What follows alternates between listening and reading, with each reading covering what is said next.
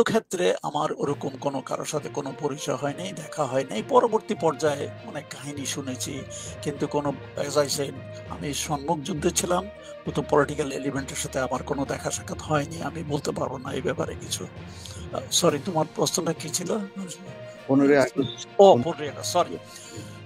15ই আগস্টে অবভিয়াসলি যারা যুদ্ধ করেছে তাদের আশা আকাঙ্ক্ষা অনেক, দেশ কি হবে, ভবিষ্যৎ কি হবে, সেই হিসাবে একজন ইয়াং অফিসার হিসাবে তো আমার মনের মধ্যে এরকম ছিল।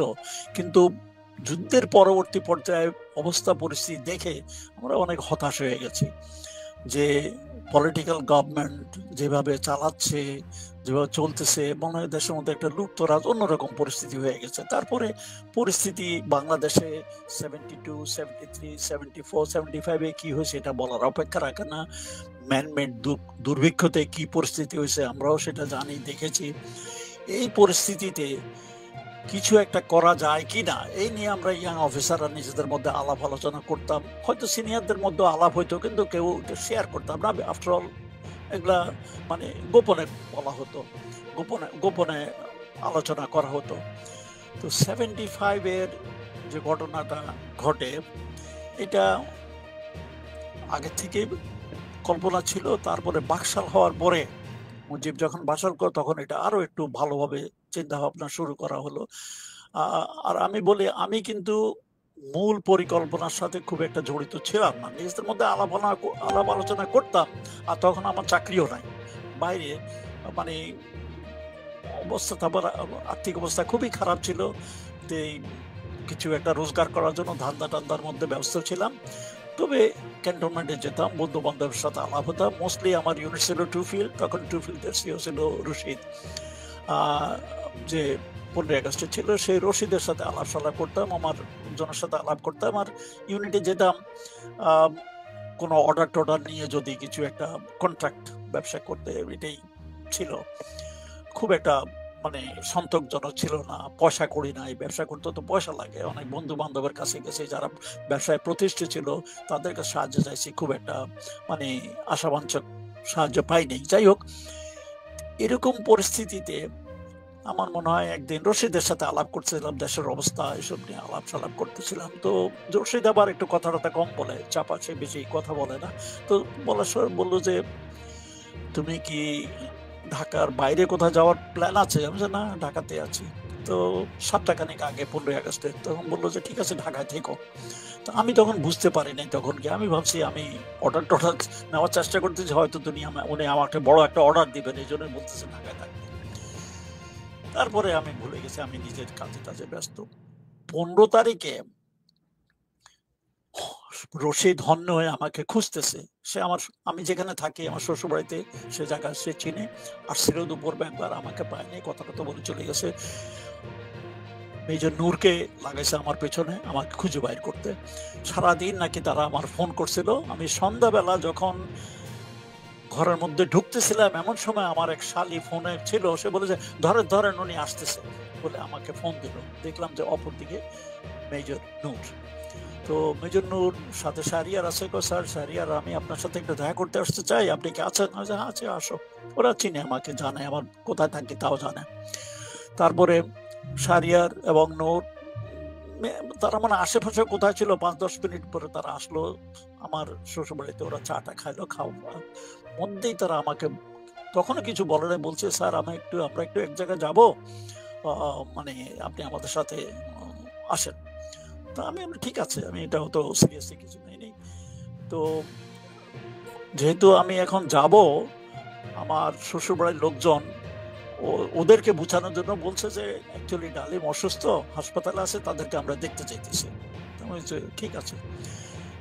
মাঝখানে নূর আমার কানে কানে আমাকে বললো, স্যার আপনার কাছে কি ইউনিফর্ম আছে? বললাম যে, আছে, একটা কোথায় আছে, ওদের খুঁজে বের করতে হবে। ওই ইউনিফর্ম সাথে আমার বউ শুনতে পাইছে, কেন আমাকে ইউনিফর্মের কথা বলছে, এই নিয়ে হুলস্থুল কাণ্ড কারখানা। তখন ওদের সন্দেহ হলো আমরা অন্য কোনো কিছু কোনো একটা মিশনে যাচ্ছি, আমাদেরকে যেতে দেবে না, এই বিপদের মধ্যে আমাকে ফেলতে দেবে না আমারে। তখন ওরা কাহিনী বানানোর জন্য বলছে অ্যাকচুয়ালি একটা নাটক হবে, নাটকে একটা ইউনিফর্মের দরকার, আমাদের কাছে কাছে নাই, এই জন্য চাইছিলাম ঠিক আছে ইউনিফর্ম বাদ দেন। একটা মানে কাহিনী এমনভাবে জোড়াতালি দেওয়া হলো যে এটা বিশ্বাসযোগ্য ছিল না। তারপরে বললো যে স্যার আপনি যদি না যেতে চান ঠিক আছে আপনি চলে যান। জানো আমি যাবো, তবু আমি কতটা আমার ওয়াইফ আমার ধরে রাখছে, আমাকে যেতে দেবে না, আমার শাশুড়ি এরা, তবু আমি যেহেতু আমি কমিট করেছি কারণ ওদের সাথে বন্ধু আমি যাব। একমাত্র ব্যক্তি যিনি চুপচাপ ছিলেন আমার শ্বশুর, বয়স্ক মানুষ, প্রাক্তন ইঞ্জিনিয়ার। উনি পরবর্তী পর্যায়ে শুনে উনি বলেছেন রাশেদকে যেতে দাও, কারণ আমার রাশেদের উপর বিশ্বাস আছে, সে এমন কোনো কাজ করবে না যাতে মানে খারাপ কিছু হয়, ভালো যদি কিছু করতে চায় ভালোর জন্যই করতে চাইতেছে, তার পুরাপুরি বিশ্বাস ছিল আমার উপরে। তারপর সেখান থেকে চলে আসলাম। আসার পরে পথের মধ্যে তখন শাহরিয়ার, ওটা শাহরিয়ারের একটা ফক্সওয়াগন গাড়ি ছিল, শাহরিয়ার গাড়ি চালাচ্ছিল, আমি আর নূর পাশে। শাহরিয়ার কথা বলছে, শাহরিয়ার আবার নিজেকে একটু বেশি বিদ্যান মনে করে, লম্বা চোড়া লেকচার দিতে লাগলো, দেশে এই অবস্থা সে অবস্থা আমি অলরেডি জানি। তখনও পুরাপুরি সে বলছে কিছু না কিছু একটা করতে চেষ্টা করছে, এরকম একটা ভাবখানা পেলাম আর কি। তখন শাহরিয়ারের বাসায় আসলাম, সেখানে দেখলাম যে মেজর ডালিম আছে। মেজর ডালিমের কিছুক্ষণ পরে পাশা আসলো, হুদা আসলো, এদের সবার সাথে পরিচয়। খিদা লাগছে খুব, ওই যে শাহরিয়ারের বাসায় ওখানে আমরা রাত্রে খেলাম। খাওয়ার পরে মতো রাত্রে 10টার দিকে আমরা, তখন আমি মোটামুটি বুঝতে পারলাম যে কিছু একটা হতে যাচ্ছে, তবু আমি ডিটেল কিছু জানি না। আমরা সবাই মিলে ডালিম এবং শাহরিয়ার দুজনে গাড়ি মিলে আমরা গেলাম কুর্মিটোলা এয়ারপোর্টে। তখন কুর্মিটোলা এয়ারপোর্ট অ্যাবান্ডন, 10 বছর থেকে পয়সার অভাবে এটার কাজ আর অগ্রগতি হতে পারেনি। সেই একটা খালি জায়গাতে রাত্রেবেলা আমরা ওখানে বসে আছি।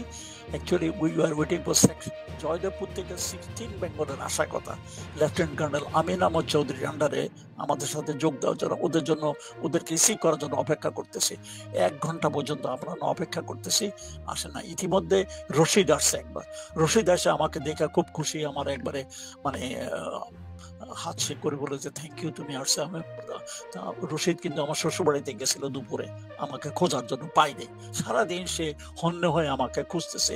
এই জন্য যে টু ফিল্ড আমার হাতে গড়ালো, টু ফিল্ড যুদ্ধের সময় আমরা একত্রে ছিলাম, টু ফিল্ডের সবাই আমার প্রতি লয়াল, আমি তাদেরকে যা বলবো তারা আমার কথা শুনবে, এই জন্যই সে আমাকে খুঁজতেছিল। তারপরে বললো যে আমি হ্যাপি তো তুমি আসছো। তো আমি বললাম স্যার আমি এখনো কিচ্ছু জানি না, কি আমরা সব কিছু জানতে পারবা, থাকো সবাই ছিল আমার সাথে। এসে চলে গেছে because he was very tired the whole day. Rashid চলে গেছে। আমরা ঘন্টাখানিক ওখানে অপেক্ষা করে যখন দেখলাম যে 16 বেঙ্গল আসতেছে না, এখন চিন্তা করতেছি ওয়েদার, কারণ 16 Bengal is a infantry unit, big unit. আর বাকি আমাদের যে লান্সার্স এবং আর্টিলারি ওরা অল্প 200-300 লোকজন, ওইদিকে এত বড় একটা অপারেশন করা যাবে কিনা, এই জন্য 16 বেঙ্গলের আমাদের দরকার ছিল। কিন্তু আমরা 16 বেঙ্গল যত আসতে পারে নাই, চিন্তা করতেছিলাম আমরা ওয়েদার উই শুড অ্যাবান্ডন ইট, কারণ এখনো সময় আছে, আমরা নিজের নিজের জায়গায় চলে যেতে পারবো, কাউ কিছু বলবে না। তখন কিছুক্ষণ পরে আমি বললাম যে না আমার মনে হয় উই আর কমিটেড, এই খবর গোপন থাকবে না, আমরা যা আছি এ দিয়ে আমরা চেষ্টা করি। আমার বিশ্বাস ছিল যে মনের ভিতরে যে আমরা কিছু একটা করতে যাচ্ছি, এটা আমরা সফল হব। তখন সবাই বললো যে ঠিক আছে লেটস গো। তো ওখান থেকে আমরা ফার্স্ট বেঙ্গল ইউনিটে আসলাম। ফার্স্ট বেঙ্গল না, ফার্স্ট বেঙ্গল লান্সার্স, যেটা আর কি ট্যাঙ্ক ইউনিট। ওটা ট্যাঙ্ক ইউনিটটা তখন হইলো এয়ারপোর্টের একবারে দক্ষিণ পাশে, ওখানে সংলগ্ন ওই জায়গাতেই, ওখানে সব জমা হইতেছে। টু ফিল্ড আর্টিলারি ওখানে আসছে, আমরা ওখানে গেলাম, সব লোকজন ভর্তি এদিক ওদিক যেতেছে, তখনও বুঝতে পারি নাই কি হইতেছে। এক পর্যায়ে রশিদ আসলো, ফারুক আসলো, ওরা আলোচনা, বুঝতে পারলাম যে সেই রাতে কিছু একটা হতে যাচ্ছে, তখনও ডিটেল জানি না। তারপরে অফিসারদেরকে ডেকে ব্রিফ করা হলো কি হবে, কার দায়িত্বে কি থাকবে, এসব ব্রিফ করা হলো। পুরো অপারেশনের দায়িত্ব ছিল ফারুক, আর রশিদের দায়িত্ব ছিল পলিটিক্যাল এলিমেন্টদেরকে সংগত করা, নিয়ে আসা। তো ফারুক প্রথম কয়েকটা টার্গেট সিলেক্ট করা হলো, যেমন মুজিবের বাসা, সানিয়াবাতের বাসা, রেডিও স্টেশন, শেখ মনির বাসা, এই কয়টা টার্গেট। কারণ আমাদের যে সীমিত সৈন্য সংখ্যা, এর বেশি আমরা টার্গেট দিতে পারিনি। হয়তো আরো টার্গেট নেওয়া যাইতো, আরো পলিটিক্যাল এলিমেন্টের যাওয়া যেত, কিন্তু এর বেশি আমরা নিতে পারিনি। অতএব টার্গেট কাটছাট করে এই 4টা বাসটা নেওয়া হলো। তো প্রথম ফারুক মুজিবের বাসার দায়িত্ব দিতে চেয়েছিল অ্যাকচুয়ালি ডালিমকে। তো ডালিম একটু নিজের অপারগতা প্রকাশ করলো যে মুজিবের সাথে তার একটা বিশেষ সম্পর্ক আছে, সে ওখানে যেতে চায় না। তার অন্য কোনো কারণ থাকতে পারে, আমি জানি না, সে একটু অপারগতা দেখা দিল। কিন্তু যেহেতু এটা মেজর টার্গেট, এই জন্যই ফারুক কিন্তু ডালিমকে সেই দায়িত্বটা দিতে চাইছিল। আরেকটা কারণ হলো, মুজিবের বাসায় যে গার্ড, মানে প্রত্যেক বড় বড় জায়গাতে গার্ড ছিল, মুজিবের বাসায় যে মানে গার্ড ছিল, সেই গার্ড ছিল ফার্স্ট বেঙ্গল আর্টিলারির, কুমিল্লা থেকে আসছে। সে আর্টিলারির লোকজন যারা ডালিমের ইউনিট, ডালিম সেই ইউনিটের সিও ছিল আগে। অতএব ওরা ডালিমকে চিনে, ডালিম ওদেরকে ইজিলি কনভার্ট করে আমাদের পক্ষে নিতে পারবে। এই জন্যই ডালিমকে মুজিবের বাসায় পাঠাতে চাইছিল। তো ডালিম অপারগতা বললো যে না, আমার ওখানে একটু অসুবিধা আছে, আমি যেতে পারবো না। আরো অনেক আছে, আমি ওদের ডিটেল যেতে পারি না। তখন নেক্সট পরবর্তী হলো হুদা, মেজর হুদা ছিল। হুদাও ফার্স্ট বেঙ্গল মানে আর্টিলারিতে ছিল, ফার্স্ট আর্টিলারির অ্যাডজুটেন্ট ছিল, সেও খুব পপুলার অফিসার। তখন হুদাকে বললো, হুদা রাজি হলো, ঠিক আছে আমি যাব। কারণ ফার্স্ট আর্টিলারি একজনকে ওখানে দেওয়ার কারণ হলো যে সামনে যে আর্টিলারি লোকজন গার্ডে আছে, যাতে তাদেরকে নিজেদের পক্ষে নেওয়া যায়, that was the main interest. তারপর হুদাকে দায়িত্ব দেওয়া হলো। হুদা গেল, হুদার সাথে আরো 2-1 অফিসার ছিল। তখন ডালিমকে দেওয়া হলো অন্য জায়গাতে, শেরনিয়াবাদের বাসার আশেপাশে রেডিও স্টেশন, ওই অঞ্চলে তাদেরকে দায়িত্ব দেওয়া হলো।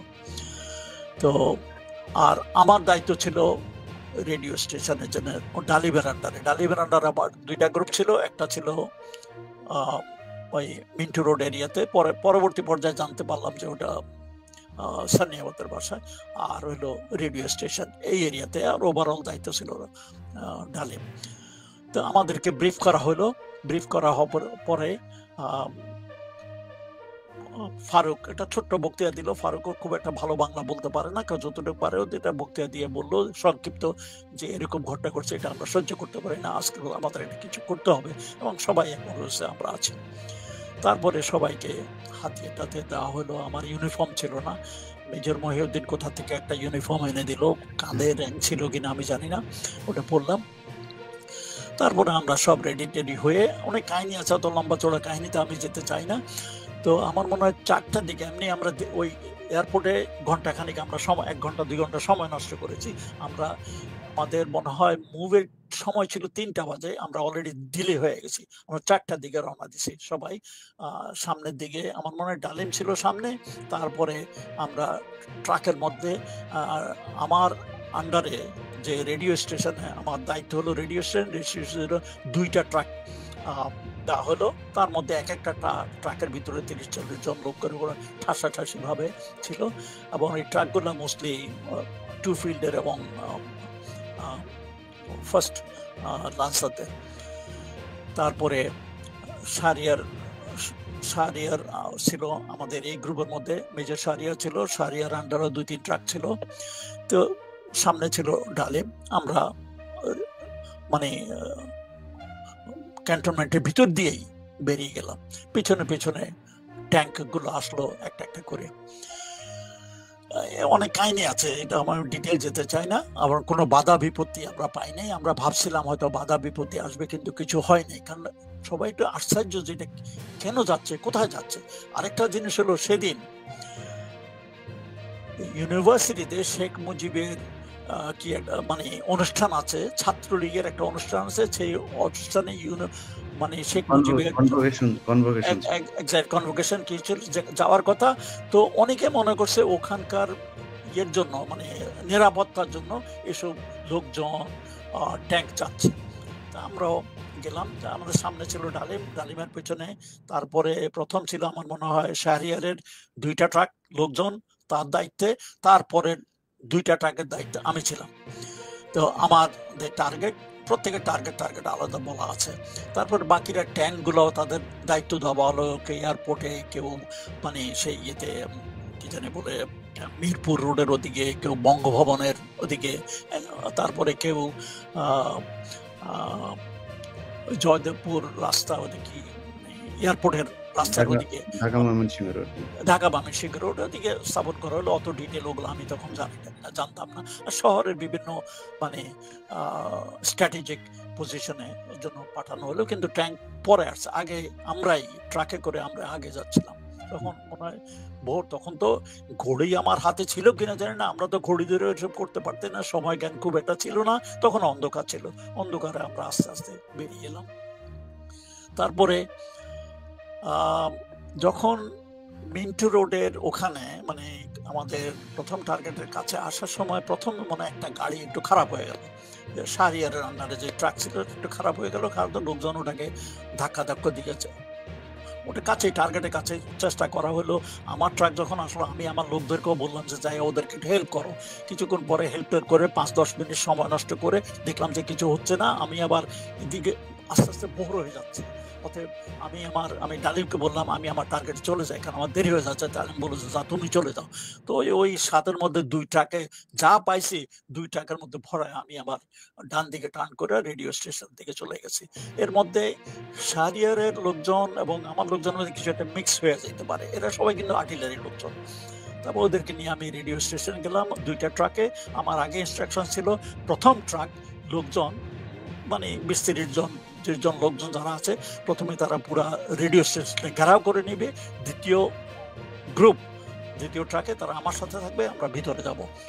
তো আমি যা করেছি সেটা হিসাবে খুব এভরিথিং ওয়াজ ভেরি স্পিডি, মানে সময় নষ্ট করে না। অলরেডি আমরা সময় নষ্ট করছি এয়ারপোর্টে, এখন আমাদের সময় নষ্ট করার সময় নাই। তারপরে অলরেডি আলো এসে যেতেছে।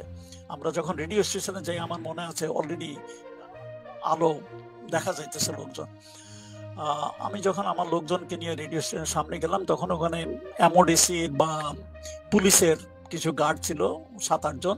ওরা তো অ্যাকচুয়ালি মিলিটারি দেখে ভয়ে কেঁপে গেছে। আমি ওদেরকে যাবেন, তোমাদের কোনো ভয়ের কারণ নাই, মিলিটারি হ্যাজ টেকেন ওভার। ওদের থেকে হাতিয়ারগুলো আমার একজনকে বললাম হাতিয়ারগুলো নিয়ে নাম। ওদেরকে একটা রুমের মধ্যে নিয়ে বসা রাখলাম। ওরা তো একবারে অ্যাকচুয়ালি খুব ভয় কাঁপতেছিল যে তোমাদের কোনো চিন্তার কোনো নাই, তোমরা আরামে বসে থাকো। সামনে একজন গার্ড রাখে দিলাম। তো আমার লোকজন নিয়ে আমি ভিতরে গেলাম। ভিতরে যায় ওই তখন ভোরবেলা, তো রেডিও স্টেশন তখন মানে 6:30টার দিকে খোলে, এর আগে কিন্তু খোলে না। কিন্তু স্কেলেটন কিছু লোকজন ছিল, 2-4 জন টেকনিশিয়ান, বেশি লোকজনও ছিল না। তো ওরাও প্রথম একটু ঘাবড়ে গেল। তো ওদেরকে আমি এক্সপ্লেন করলাম যে military has taken over, army has taken over, আপনাদের কোনো চিন্তা নাই, আমরা রেডিও স্টেশনে একটু সব দেখতে করতেছি। ওরা দেখলাম যে সবাই খুব মানে হেল্পফুল, সবাই আমাকে কি কোথায় আছে দেখানোর জন্য আমাকে আমি বলে আমি রেডিও স্টেশন যাবো, যেখানে আমার দায়িত্ব হলো ওটা ভাষণ দেওয়ার জন্য রেডি করা। ওই রুমে আমাকে নিয়ে গেল। আর আমার একজন সুবিধা ছিল, ওদেরকে বললাম আপনি বিভিন্ন জায়গাতে লোকজন বসে রাখেন, কেউ যেন কোনো যন্ত্রপাতি ধ্বংস করার চেষ্টা না করে। তখন আমরা জানতাম না তো কে কি, কিন্তু সবাই ছিল আমাদের সহায়ক। কিন্তু তখনও বুঝতে পারি না যে হয়তো কিছু বিপরীত শক্তিও থাকতে পারে। আমার বললো সব জায়গায় লোক লাগাই দেন, কেউ যেন কোনো রকম ক্ষতি করতে চেষ্টা না করে। হয় না ইনশাল্লাহ। তারা আমি ওখানে গেলাম, চেক করতেছি ব্রডকাস্টিং এর সবকিছু ঠিকঠাক আছে কিনা। এবং যে একজন টেকনিশিয়ান ছিল ইয়াং, মানে হি ইজ ভেরি হেল্পফুল, সে দেখাই দিতেছিল।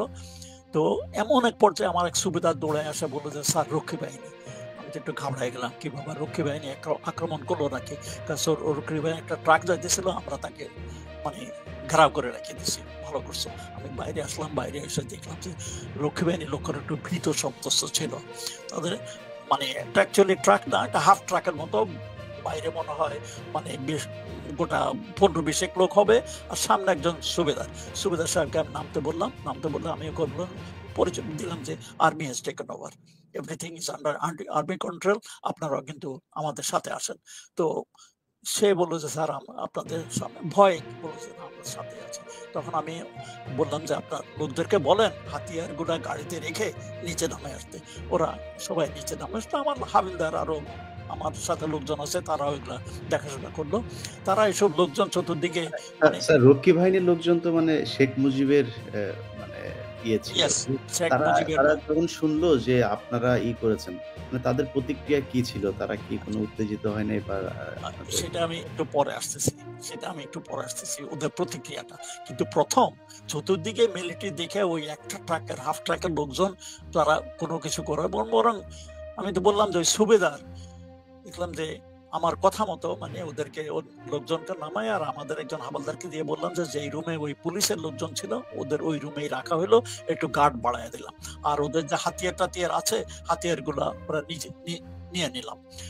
তখন ওই সুবেদারকে আমি বললাম যে আপনাদের কোনো অসুবিধা নাই, লোকজনকে বললাম কোনো অসুবিধা নাই, আপনারা আরাম থাকেন, কোনো কারণ রক্ষী বাহিনী সম্বন্ধে আমাদের একটু সংশয় ছিল। এই জন্য আমি সুবেদার সাহেবকে বললাম কোনো রকমের গন্ডগোল চেষ্টা করবেন না, চতুর্দিকে কিন্তু আর্মি আছে।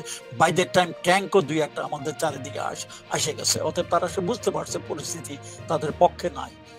তার দুপুরবেলা যখন কারফিউ উঠানো হয় তখন এদেরকে আমি ছেড়ে দিচ্ছি, রক্ষী বাহিনী এদেরকে ছেড়ে দিচ্ছে। যাওয়ার আগে সে রক্ষী বাহিনীর সুবেদার আমাকে এসে একটা সেলিউট করে জড়ায় ধরছে, স্যার আপনারা আমাদেরকে বাঁচাইছেন, কারণ আপনারা যদি এটা না করতেন কদিন পরে লোকরাই আমাদেরকে বাইরে ফেলতো, ধরে ধরে আমাদেরকে ফেলতো। এখানে একটা ছোট্ট একটা কাহিনী বলি। আমি চিটাগংয়ে ছিলাম 73-74-এ। তখন একদিন আমি বাইজিদ বোস্তামি ক্যান্টনমেন্টে বাইজিদ বোস্তামি রোড দিয়ে শহরের দিকে যাচ্ছি, দেখি যে অনেক বিরাট প্রসেশন কয়েকটা ট্রাকের মধ্যেও মানে পরে জানলাম যে এরা জাসদের লোকজন স্লোগান দিয়া যাইতেছে পথে দিয়ে, একটা দুইটা রক্ষী ধরো, সকাল বিকাল নাস্তা করো, মানে স্লোগান দিয়ে যাইতেছে। অর্থাৎ রক্ষীদের উপরে মানুষ এমন বিতৃষ্ণা, তারা সেসব আকাম কুকাম করতেছে, খুন খারাপি করছে, এগুলা অজানা নয়, সবাই জানে তারা কি করতেছে।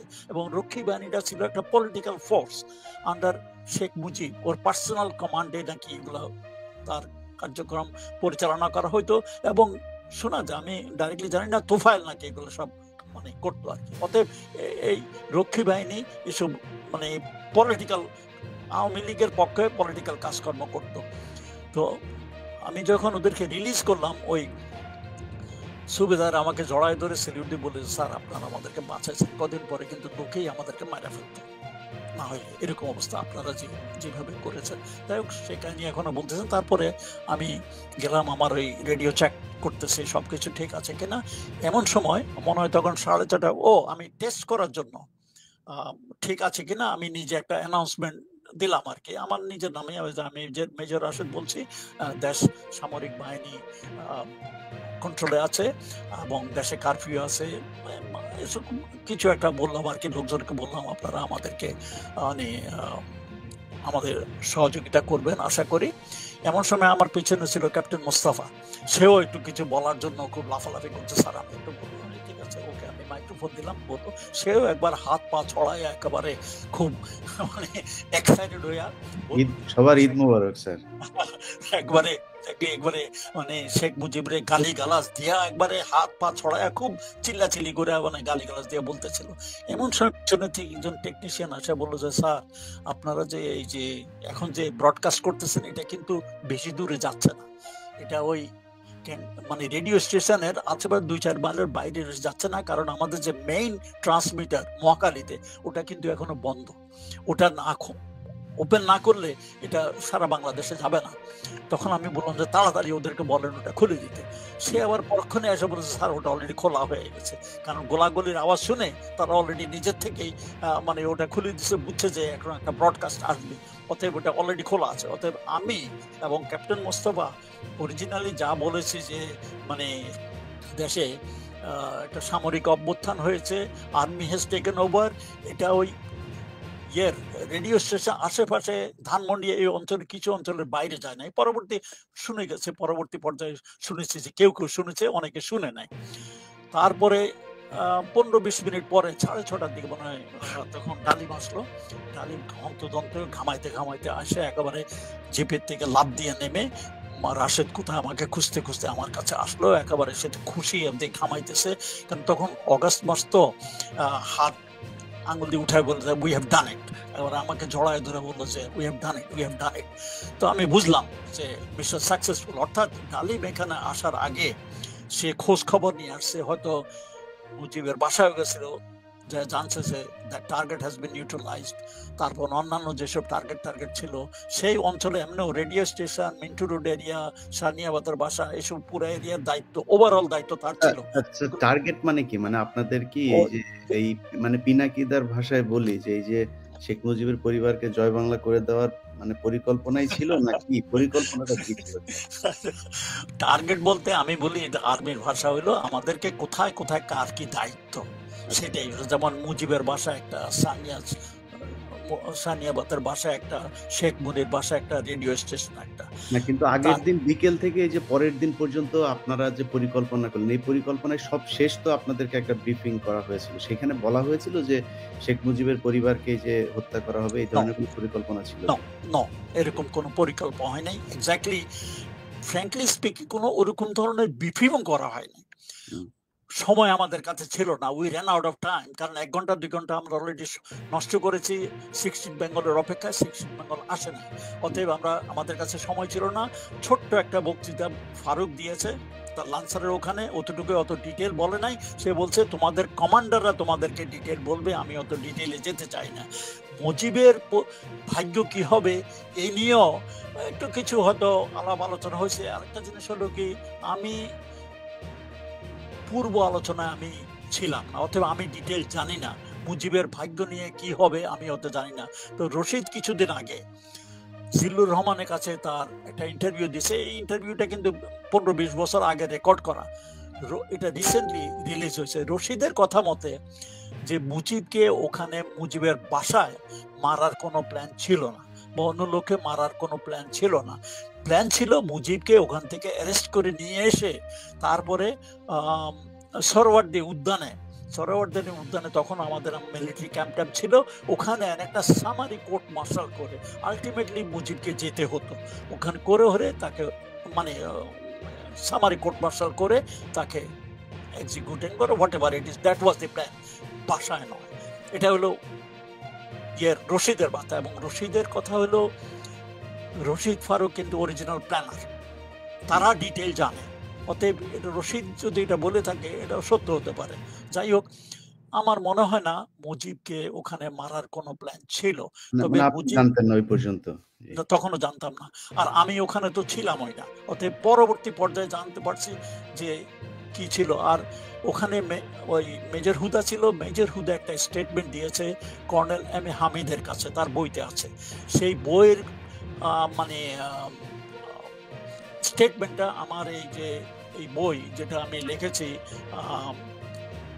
দেখা যায় কিনা, জি, জি, দেখা যাচ্ছে। কিছু মানে 1975 আগস্ট বিপ্লবে না বলার কথা রাশেদ চৌধুরী, এটা আমি বই লিখছি। এই বই থেকে আমি এই বইয়ের মধ্যে হুদার স্টেটমেন্ট আছে, আরো অনেক কিছু আছে। আমি যা কিছু বলছি এই বইয়ের মধ্যে সবকিছুই আছে। তো সেখানে সে উল্লেখ করেছে তার আন্ডারে মনে হয় গোটা ৩ ট্রাক ছিল সৈন্য সামন্ত, মোস্টলি দেয়ার ফ্রম লান্সার্স, মানে ট্যাঙ্ক ইউনিটের লোকজন, মানে হুদার আন্ডারে। তারপরে হুদার সাথে আরো মনে হয় অফিসার ছিল। হয়তো একজনের দায়িত্ব ছিল ওই ৩২ নম্বরের মেন রোডের থেকে ব্যারিকেড করা ২ মাথায়, আর তার সাথে অন্যান্য অফিসার ছিল। তার কথা মতো মানে যেটা সে বললো। আচ্ছা, তার আগে আমি কিন্তু রেডিও স্টেশনের কথাটা জি, একটু জি, শেষ করি। শেষ করে দিয়েছি। তারপরে রেডিও স্টেশনে কিছু পরে ডালিম আসলো, আসলে আমার জিজ্ঞেস করে সব ঠিক আছে না, আমি everything is okay, everything is fine.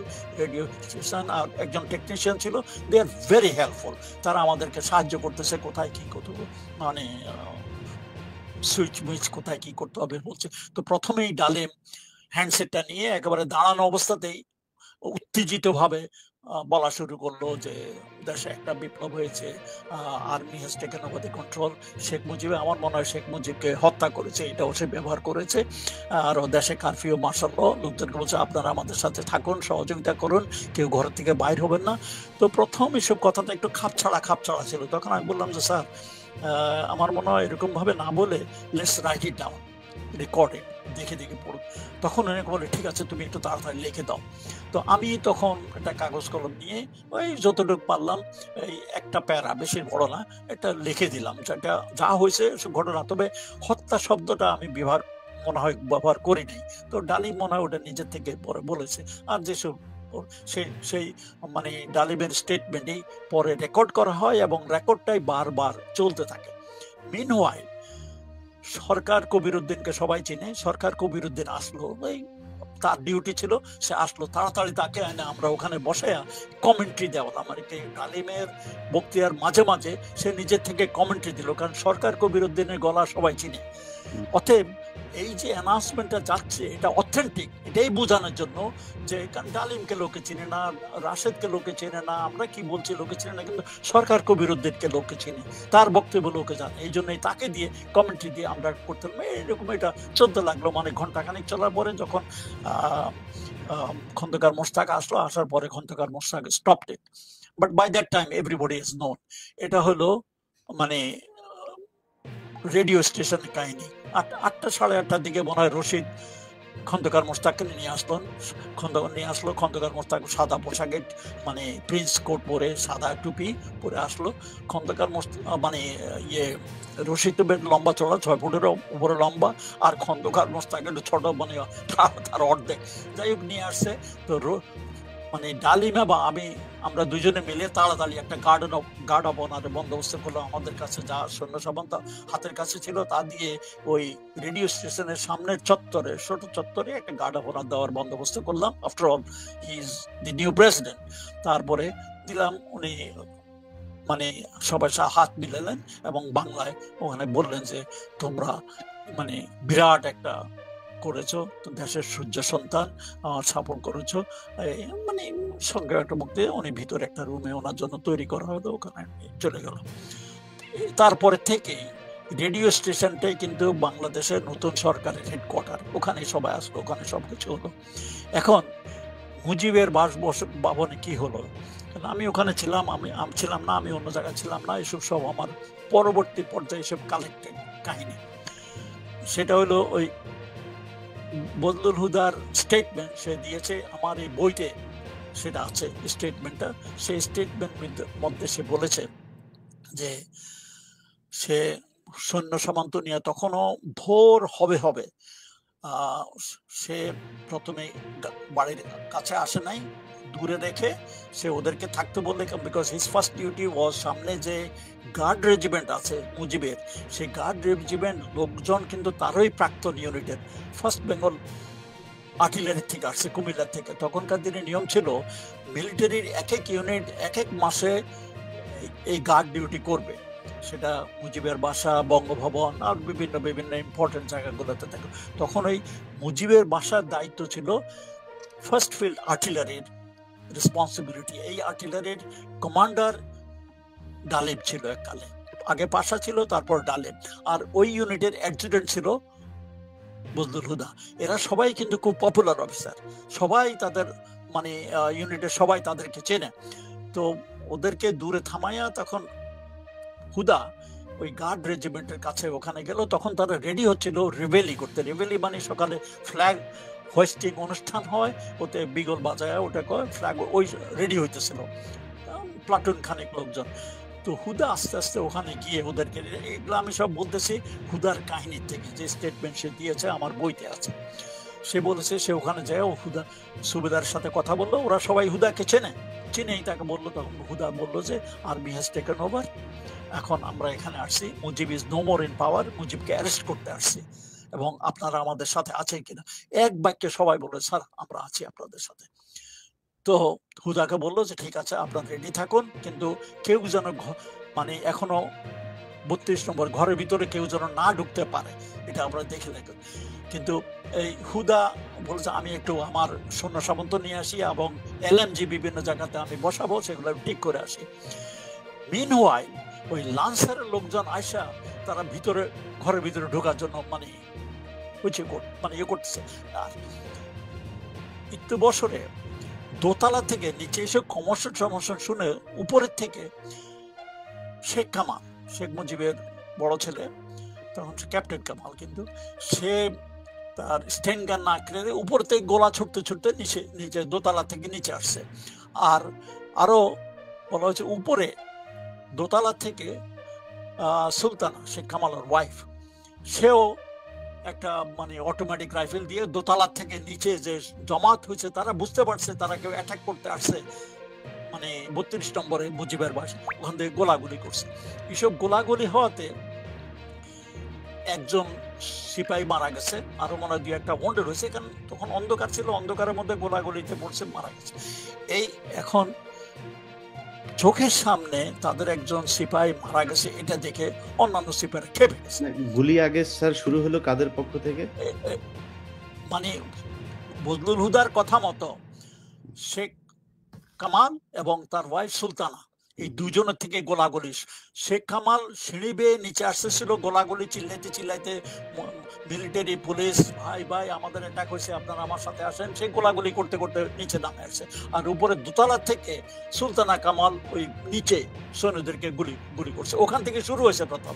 তারপরে যখন ওই দেখলো যে একটা ছেলে মানে উপরের দোতলার গুলিতে একটা সিপাহী মারা গেছে আর্টিলারির নিচে সামনে, অন্যরা খেপে গেছে। তখন একজন নাকি বলে উঠলো সালার কুর্সি শুদ্ধ সাত করে। এই কথাটা কিন্তু পরবর্তী পর্যায়ে শেখ মুজিবের বাসার এক চাকর, সে লাফায় যায় পলায় অন্য জায়গাতে আশ্রয় নিচ্ছে, সে ওটা স্বীকার করেছে যে গোলাগুলি শুরু হয়েছে মানে শেখ কামাল এবং সুলতানার তরফ থেকে, উপরের থেকে, এবং ওই নিচে একজন লোক মারা গেছে, আরো হয়তো ২-১টা ওয়ান্ডেড হয়েছে। এইসব দেখে অন্যান্য সিপাহীরা খেপে গেছে, বলেছে শালার গোষ্ঠী সুদ্ধা শেষ করে দেয়। এবং ওই পর্যায়ে ওই আমার লোকরা এসে ঘর মানে গেট ভেঙে ঢুকে গেছে। তো মিনওয়াইল হুদাও আসছে, এটা কিন্তু হুদা তখন অবস্থায় ওখানে ছিল না, তারা বলছে যে ঘরের ভিতরে না যেতে, কিন্তু তার কথা না শুনে সবাই এসব গোলাগুলি দেখে তারাও ভিতরে ঢুকে গেছে। তারপরে এই পর্যায়ে কিন্তু গোলাগুলি একটু বন্ধ হয়েছে। তারপরে হুদা আয়সা তার লোকজন নিয়ে আবার ভিতরে ঢুকলো। By that time I think Sheikh Kamal is dead. Sheikh কামালের সাথে হয়তো ইয়ে ছিল, শেখ নাসেরও ছিল সেদিন বাসায়, আরো কিছু পুলিশ ২-১জন ওখানে হয়তো মারা পড়তে পারে। আর হুদা তার কিছু সৈন্য সামন্ত নিয়ে উপরে গেছে। His duty was according to him to bring Sheikh Mujib down, এবং তার সাথে তার কথা মতো মেজর মহিউদ্দিনও ছিল।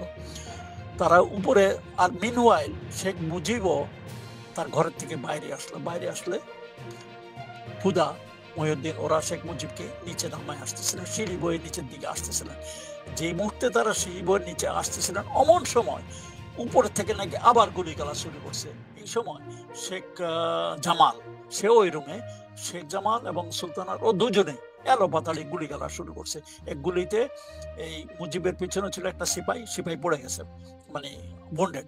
আর গুলি গালা আওয়াজ শুনে মহিউদ্দিন এবং হুদা ওরা দুজনে ডাক, শেখ মুজিব তখনও দাঁড়ানো ছিল, এবং তারা ডাক করে বাঁচে গেছে গোলাগুলি শুরু করতে। আর এই গোলাগুলির আওয়াজে গেটে দিয়ে বাই দ্যাট টাইম অন্যান্য লান্সারের লোকজন যারা আসছে তারাও মানে ঢুকে এসে একেবারে মানে পাগলের মতো হয়ে গেছে, তারা পাল্টা গুলি দিয়ে। এবং মুজিব উনি নিজে অনেক বড় লোক, লম্বা চড়া, আর গুলি ওই মুজিবের গায়ে লাগছে সবগুলো, নিচের থেকে গুলি করছে, and he fell down and streaming blood। এই হলো মানে হুদার। এই যে আমরা ওই যে মুহিত সম্ভবত এই যে মামলার আসামি, সেই ব্যক্তির বক্তব্য শুনি যে রাসেল এসেছে, আমাকে বাঁচাও, সিনেমার মতো করে দৌড়ে এসেছে, তারপরে ওনার কোলে জড়িয়ে ধরেছে, উনি বলেছে না ওকে মেরো না। হ্যাঁ, তারপরে মানে এই যে সিনেমা নাটক, এগুলো কি ইলিয়াস, এটা নাটক। তুমি চিন্তা করো ওই পরিস্থিতিতে কোন একটা বাচ্চা তার মাকে ছেড়ে আসবে, বা মাওকে এরকম 10 বছরের 9 বছরের বাচ্চাকে ছেড়ে দেবে? না, তার কোল থেকে টেনে হেসে নিয়ে আসা হয়েছে মুহিতের কাছে। এগুলা কাহিনী বানানো হয়েছে, কাহিনীকে একটা নাটকীয় মোড় দেওয়ার জন্য। এগুলো একটা মানে চিন্তা করার বিষয়। কিন্তু ঠিক আছে, তারা এক জায়গাতেই থাকে স্যার, আর মাও কি ছেড়ে দেবে? না স্যার, বাট স্যার অত ছোট বাচ্চাদেরকে মারতে হলো কেন, মানে ওদেরকে কেন মারলো? এটা কেন সেটা আমি পরে আসতেছি। কাহিনীতে বলা হয়েছে তাকে মারছে, ওখান থেকে নিয়ে পয়েন্ট নাকি মারা হয়েছে, এগুলো কাহিনী বানানো হয়েছে। অত আমি জানি না, আমি ওখানে ছিলাম না, যাতে আমার মনে হলো যে এগুলো কাহিনী বানানো হয়েছে। তারপরে সবাই কিন্তু ওই একটা দোতলার একটা রুমের মধ্যে বন্ধ ছিল। শেখ মুজিব চলে আসলো, বাকি সবাই তারা অনেক শেখ মুজিবকে মানে যাতে না নিতে পারে চেষ্টা করছিল, কিন্তু পারে নাই। শেখ মুজিব নিজে থেকে আসছে। প্রথম তো সে খালি গায়ে আসছিল, তারপরে মনে হয় হুদা বলছিল যে আপনি জামা পরে আসেন। তারপরে তাকে পাঞ্জাবি দেওয়া হলো, পাঞ্জাবি পরা ছিল, তার তাম্বাকু এসব দেওয়া হলো, ওখানে নিয়ে নিলো তাম্বাকু। মনে হয় ইয়ে হুদা মনে নিজেই পাইপ এবং তাম্বাকু নিলেন। নিচে নামার সময় তখন এই গোলাগুলি হয়ে গেল আর কি। কিন্তু ওরা যখন শেখ মুজিব পড়ে গেল তখনই আবার আরেক রাউন্ড গোড়াগড়ি উপরের থেকে শুরু হলো নিচের দিকে। তো জানালা দিয়ে এই পর্যায়ে কিছু সিপাহী অ্যাকর্ডিং টু বুজলুদা যেভাবে গোলাগুলি ছুটতেছে চতুর্দিকে, তারা করলো কি লব করে মানে খুব ক্রল করে ওই রুমের কাছে গিয়ে 2-3টা গ্রেট জানালা দিয়ে ভিতরে ফালাই দিল। ইতিমধ্যে কিন্তু শেখ মুজিবের বাসা সবাই একই রুমে, বাইরে কেউ নাই। বাইরে যারা ছিল ওরা সিপাহী টিপাহী, নিচে পুলিশ টুলি ওরা ছিল, শুধু শেখ নাসের ছিল নিচে, সে নাকি বাথরুমে গুলি খাইছে, বাথরুম মারা গেছে। কিন্তু বাকি সবাই রাসেল মাসেল সবাই মিলে ওই রুমে ছিল। ওই গ্রেনেড অ্যাকর্ডিং টু, আমি জানি না কারণ দিস ইজ স্টেটমেন্ট ফ্রম হুদা, যে গ্রেনেড নিয়ে 2-3টা গ্রেনেড ওই জানালার ভিতর দিয়ে কাছে ক্রল দিয়ে ড্রপ করে তারা সরে পড়ছে। ওই গ্রেনেড ব্লাস্টে সবাই মারা যায়। এই মানে পরিবার সবাই এক জায়গাতে ছিল, ওখানেই ছিল, এবং সবাই এক রুমেই সবাইকে মারা যায়। রাসেল নিচে বসে নাই, অন্য কেউ, শুধু শেখ কামাল নিচে মারা গেছে, বাকি সবাই ওই রুমে ওই গ্রেনেড ব্লাস্টে মারা যায়। এখন মুজিবের মৃত্যুর পরে কোনো ফরেন্সিক স্টেটমেন্ট নিছে কিনা জানি না, তারা কি গুলিতে মারা গেছে না গ্রেনেড ব্লাস্টে মারা গেছে এটা কেউ পরীক্ষা করে নাই। পরীক্ষা করলে দেখা যেতে পারতো তারা কিভাবে মরছে, কিন্তু সবাই ওই এক রুমে হার্ডল হয়েছিল, ওখানে সবাই মারা যায়। That was the end of Mujib family. ওইভাবে করা হয়েছে। এটা আমি যা মানে আমার এই বইয়ের মধ্যে স্টেটমেন্ট আছে, সেই এর মধ্যে সে বলেছে যে ওতেই সব মারা যায়। হওয়ার কথা, কারণ একটা রুমের মধ্যে এতজন লোক থাকলে একটা 2-3টা গ্রেনেড যদি একত্রে ব্লাস্ট করে, কারোর কোনো বেঁচে থাকার মানে সুযোগ নাই। তারপরে সেখান থেকে তো পরের ঘটনা আমরা জানি। রেডিও স্টেশনে তারপরে আমি let me go back two radio station, যেখানে আমি ছিলাম। মুস্তাক আসলো, বসলো, আমরাও ছিলাম সাথে সাথে। কি করা যায় তখন? ডালিম এবং রশিদ ওরা সিদ্ধান্ত করলো we must get the army chiefs, army, navy, air force, police সবাইকে আমরা নিয়ে আসি। আলাপ করলো ইয়ের সাথে, মুস্তাকের সাথে, সবাই আলোচনা করলো না, বিকজ তারা যেন ইন্ডিপেন্ডেন্টলি কোনো কিছু করার সুযোগ না পায়, এই জন্য সবাইকে এখানে নিয়ে আসা হোক। প্রথম টেলিফোনে যোগাযোগ করলো, ওরা আসতে চায় না, ওরা আসবে না। তখন ডালিম এবং রশিদ দুজনেই সৈন্য সামন্তের তারা গেল। মানে আমি বলবো যে এটা একটা সাহসিকতা মানে দরকার আছে, এমন একটা জিনিস, এমন পর্যায়ে ওসব জায়গাতে যাওয়া যেখানে মানে শফিউল্লাহর সাথে তার পুরা সেনাবাহিনী তার সাথে এখনো আছে, তারপর এয়ারফোর্স আছে, নেভি আছে। এই পর্যায়ে অবশ্য ডালিম রশিদ যখন যায় তাদের সাথে সৈন্য সামন্ত নিয়ে গেছে, কিন্তু উপস্থিত সৈন্য সামন্তের কাছে তাদের এগুলো কিছু না, এটা খুব সাহসের প্রয়োজন। সাহস নিয়ে তারা গেছে। ডালিম নাকি প্রথম শফিউল্লাহর ওখানে গেছে, চাই ওখানে স্যার প্রেসিডেন্ট মোস্তাক আপনাকে ডাকছেন, আপনাকে যেতে হবে আমার সাথে। তো প্রথম নাকি শফিউল্লাহ বলে সে তোমার প্রেসিডেন্ট, আমার প্রেসিডেন্ট, আমি যাব না। তখন ডালিমের হাতে তার কি স্টেন গান বা পিস্তল যাই ছিল সে ছিল, সে ডেকে ডেকে তখন শফিউল্লাহ নিজেও ঘাবড়ে গেছে। সে বুঝতে পারলো যে আর বাই দ্যাট টাইম রেডিওতে অলরেডি স্টেটমেন্ট যাচ্ছে যে শেখ মুজিব ইজ ডেড। অতএব শেখ মুজিব যখন মারা গেছে আর করা কিছু, তারা নিজেদের মধ্যে নিচ্ছে army chief, navy chief, air force chief, তারা নিজেদের মধ্যে আলাপ আলোচনা করে এখন দেখেছে যে গেম ইজ ওভার, তাদের এখন করার কিছু নাই, অতএব তাদেরকে সারেন্ডার করতে হবে। আলটিমেটলি শফিউল্লাহ এগ্রিড, হি কেম। তো শফিউল্লাহ আসার পরে মেইন টার্গেট যখন পড়ে গেছে, বাকিরাও এয়ারফোর্সের, নেভির, ওরাও আস্তে আস্তে এসে গেলেন। সবাই মানে রেডিও স্টেশন আসলেন।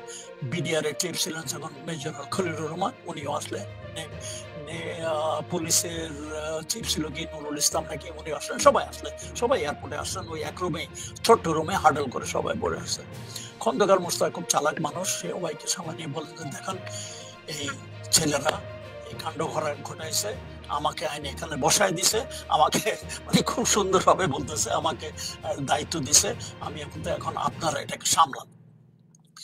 চিফসরা একজন আরেকজনের মুখের দিকে তাকাইতে তাকাইতে কতক্ষণ বলবো যে ঠিক আছে স্যার, আমাদেরকে যখন দায়িত্ব দিতেছে সামলার জন্য আমাদের হাতে ছেড়ে দেন, let us take over, let us go back to our cantonment, আমরা কি করতে হবে। তো মানে মোস্তাকও চালাক আছে, সে ওদের চাল বুঝতে পারছে যে না ভাই আপনারা যা করবেন এখানেই করবেন, আপনাদেরকে আর ফেরত যাওয়ার দরকার নাই। তো আমার মনে আছে ওর বললো যে আমাদেরকে কমান্ড সবার সাথে যোগাযোগ করতে হবে, কে কি ওগুলো জানতে হবে, শফিউল্লাহ বলতেছিল।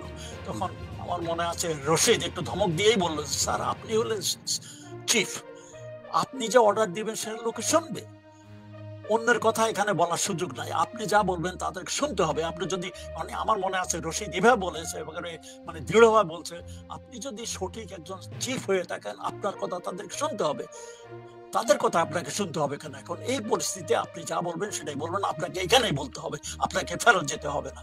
অতএব তার এই দৃঢ় কথা শুনে সবাই ঠান্ডা হয়ে গেছে। তখন কে কি লিখবে দেখবে এটা নিয়ে, তখন হলো আপনাদের চিন্তা করার দরকার নাই। খন্দকার মোশতাক বলল তাহিরউদ্দিন ঠাকুরকে আমি ডাকছি, সে আপনাদের পক্ষে লিখে দেবে। তো তাহিরউদ্দিন ঠাকুর অলরেডি স্টেটমেন্ট লেখা তার কাছে আছে, মানে চিফসরা কে কি স্টেটমেন্ট দিবে মানে সে অলরেডি লিখে রাখছে। তো ওদের এটা ডিস্ট্রিবিউট করে সবাই সামনে দেওয়া হলো, সবাই ওটা দেখে দেখে মানে তাদের না বলার তখন কোনো সুযোগ ছিল না। তখন একজন একজন করে শফিউল্লাহ, নেভি চিফ ছিলেন তখন M A Khan, rear admiral, তারপরে এয়ার চিফ ছিলেন এয়ার ভাইস মার্শাল খন্দকার, এরা সবাই একজন একজন করে বেতারে যে আবার এক একটা স্টেটমেন্ট হতো 5-10 মিনিটের বেশি নয় করে একজন একজন সবাই বলেছেন যে আজ সকালে যে সামরিক অভ্যুত্থান হয়েছে তাদের প্রতি আমাদের সম্পূর্ণ সাপোর্ট আছে এবং খন্দকার মোশতাক এক্স প্রেসিডেন্ট হিসাবে তার প্রতি আমরা অ্যালিজেন্স, আমরা অনুগত্য স্বীকার করতেছি। এরকম দিয়ে আপনারা সবাই শান্ত থাকুন, ছোট থাকুন, পুরা আর্মি তাদের মানে এটা এটা আমার মুখের কথা না, এটা কিন্তু রেকর্ডে, তারা যে প্রত্যেকে স্টেটমেন্ট দিয়েছে এগুলো রেকর্ডেড আছে। তারপরে বিডিআর দিল, পুলিশের চিফ দিলেন, তারপরে রক্ষী বাহিনীর চিফ ছিলেন না নুরুজ্জামান তখন দেশের বাইরে, তো ডেপুটি চিফ ছিল একজন lieutenant colonel, he has given the statement, আনসারের চিফ, প্রত্যেককে দিয়ে স্টেটমেন্ট দেওয়া হইলো, প্রত্যেকের স্টেটমেন্ট মানে অ্যানাউন্স করা হলো একজন একজন করে, মানে হোল কান্ট্রি হ্যাজ নোন ইট। এখন শফিউল্লাহ অন্যান্য লোকেরা যতই বড় বড় কথা বলে আমরা এতে ছিলাম না, অমরক ছিল না, এটা তাদের বক্তব্য সবার কাছে আছে, এটা তো আর মিটানো যায় না। তো তারপরে আমার মনে হয় খন্দকার মোশতাকের স্টেটমেন্ট এসে 11টার দিকে স্টেটমেন্ট এসে সংক্ষিপ্ত, খুব বড় একটা স্টেটমেন্ট দেয় নাই, এবং এই বাংলাদেশের এই সূর্য সন্তান কিছু অফিসাররা এই ঘটনা দেশের প্রয়োজনে এটা করেছে, তারা আমাকে দায়িত্ব দিয়েছে, আমাকে দায়িত্ব এমন সুন্দরভাবে একবারে ভালোভাবে সে বক্তব্য দিচ্ছে। খন্দকার মোশতাকের আবার একটা জিনিস, সে যখন উত্তেজিত হয়ে যায় সে স্ট্যামার করে, তোতলায়, কিন্তু যখন সাধারণভাবে কথা বলে সে ঠিক মতে কথা বলে। ছোটখাটো মানুষ বেশ বুদ্ধিমান, কিন্তু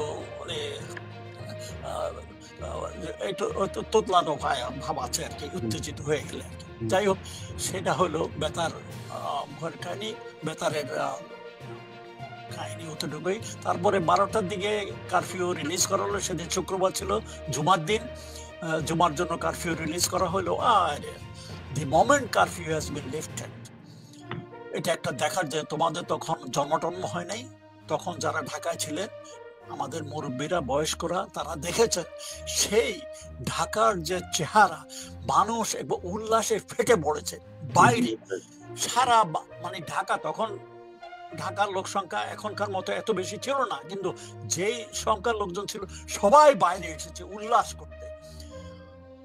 হুমায়ুন আহমদের নাম সবাই জানে, কথা সাহিত্যিক, পপুলার। হুমায়ুন আহমদের দেয়াল বইতে উনি লিখেছেন, শেখ মুজিবের মৃত্যুর পর চারিদিকে মিছিল আর মিছিল আর মিছিল, দুঃখজনক ভাবে হলেও সত্য, সেই মিছিলগুলো সব আনন্দের মিছিল। শারমিন আহমদ, তাজউদ্দিনের মেয়ে শারমিন আহমদ একটা বই লিখেছেন, তাজউদ্দিন নেতা এবং পিতা, সেই বইতে ইনিও লিখেছেন তাদের কাজের ছেলে বাইরে গেছে, বাইরে যায় এসে ফেরত দিলে, আম্মা বাইরে লোকজন আনন্দে আত্মহারা, আনন্দে মিছিল, আনন্দে মুজিবের হত্যার ব্যাপারে। তারপর শর্মিন আমাদের লেখাতে আরো কিছু আছে মুজিব কাকুর ব্যাপারে, সে অনেক কিছু লিখেছে। তো এই হলো তখনকার ওই ঢাকার চেহারা, মানুষের আনন্দ। আরেকটা হুম, জিনিস হলো আহ,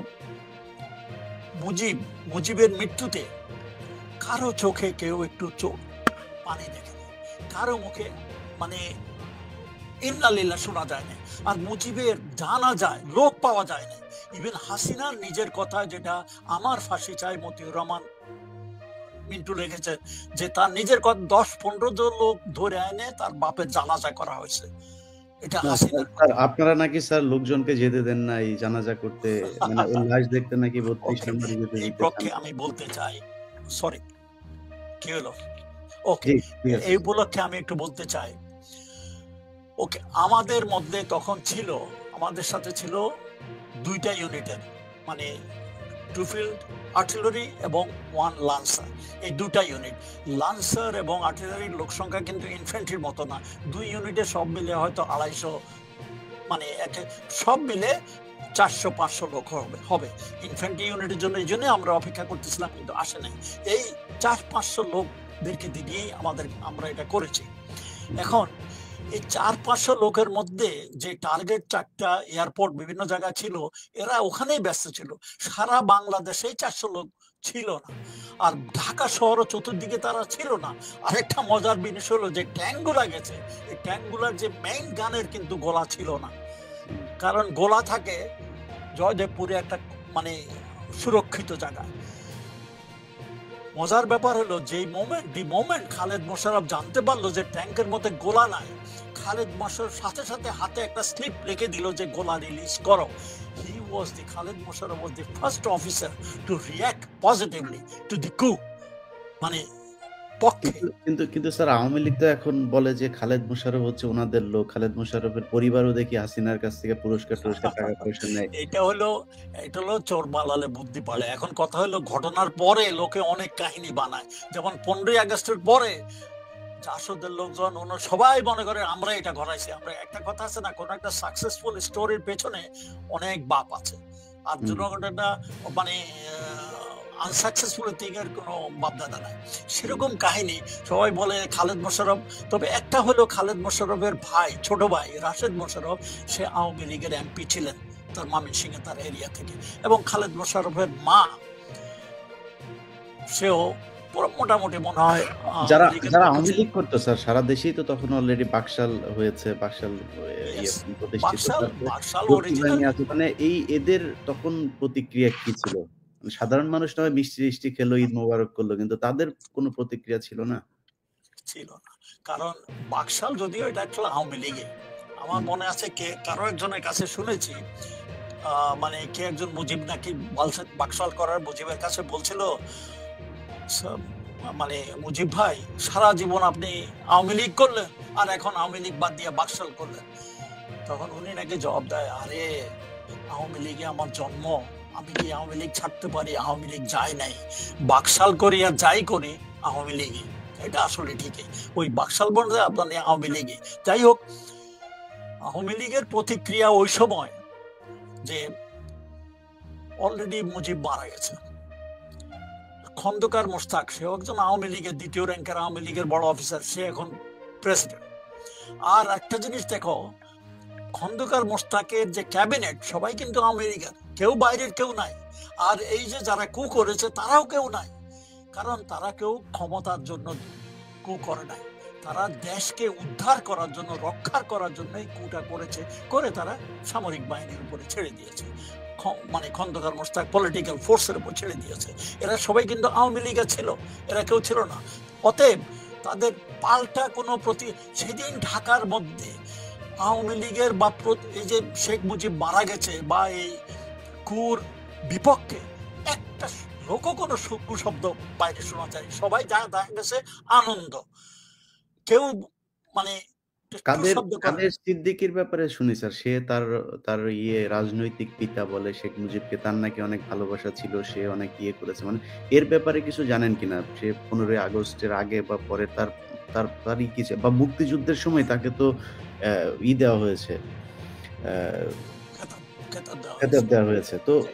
আসলে তার মানে ভূমিকাটা কি ছিল স্যার? আচ্ছা, 71 এ ইয়েস, সে কু মানে অরিজিনাল সে নাকি মানে ফার্স্ট বেঙ্গল রেজিমেন্টে ছিল। একটা লাস্ট নাইট ছিল। সে ইনস্ট্রাকচারে সে আ মুক্তিবাহিনী ফর্ম করে ময়মনসিংহ এরিয়াতে, টাঙ্গাইল এরিয়াতে, তার নিজের এরিয়াতে। সে কিছু কাজকর্ম ওরে করেছে, কিন্তু তার এরা ছিল আর্মির মানে ইন্ডিয়ান আর্মির আন্ডারে। তাকে ট্রেনিং মেনিং তার পরিচালনা সবকিছু ইন্ডিয়ায় কিন্তু দিত। মুজিব বাহিনী, কাদেরিয়া বাহিনী এরা কিন্তু পরিচালনা করত ভারতীয় ইন্টেলিজেন্স ফোর্স এর মাধ্যমে। এমনকি মুজিব বাহিনীকেও ট্রেনিং দিছিল মানে ভারতীয় মেজর জেনারেল, কি নাম ওর, সুজন ও জি, ওবান। জি, Uban, Major, she was the Director General of Uban Singh. র উবান সিং। হুম। সে এসব ট্রেনিং দিয়ে এসব তারাই করেছে, এবং তারা কিন্তু মুজিবনগরে মুক্তি বাহিনীর থেকে ইন্ডিপেন্ডেন্ট ছিল। তারা ইন্ডিপেন্ডেন্টলি কাজ করতেছিল।